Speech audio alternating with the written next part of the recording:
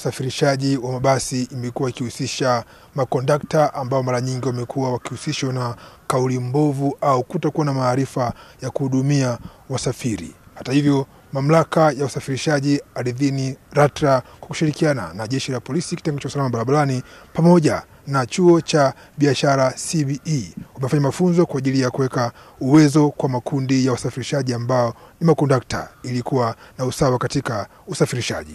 Kutambua haki na wajibu wake, kwamba ni kitu gani kikitokea wakati gani niwasiliane na nani, kwamba sasa kimetokea kitu fulani, ni sheria fulani na misi, naomba nimpigie mtu wa LATRA niweze kutambua. Labda ni kitu fulani cha swala la Red Cross kimetokea, naomba niulize kwa kuweza kupata maelezo zaidi. Mtaala huu wa mafunzo kwa watoa huduma kwenye vyombo vya usafiri umeandaliwa na Chuo cha Elimu ya Biashara, na lengo lake kubwa ni kuhakikisha wale wote wanaotoa huduma kwenye vyombo vya usafiri wawe ni watu wenye weledi, wenye ujuzi, ili watoe hiyo huduma kwa ubora zaidi na kwa ufanisi. Makondakta ambao tayari wameanza kunufaika na mafunzo wameeleza baadhi ya vikwazo ambavyo wanavipata wakiwa katika safari zao.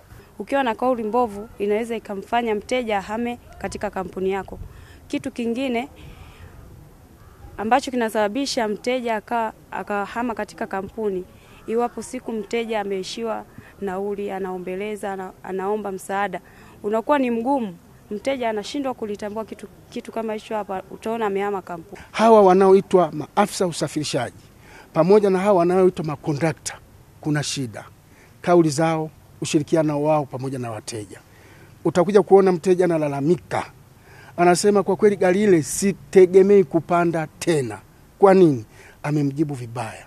Tunashuhudia mtu anaingia kwenye gari, huenda naomba tu asaidiwe akae mahali ambapo yeye ataona amekaa kwa uzuri. Kama utakishuka bwana, gari sio hii moja, tafuta gari nyingine. Maana amekosa sasa angalau msaada wa mhudumu wa gari. Mpango wa serikali ni kuondoa makondakta wasio na elimu na maarifa ya kutoa huduma katika vyombo vya usafirishaji pale ambapo itafikia kiwango cha kuridhisha cha makondakta kupata elimu ya kutosha.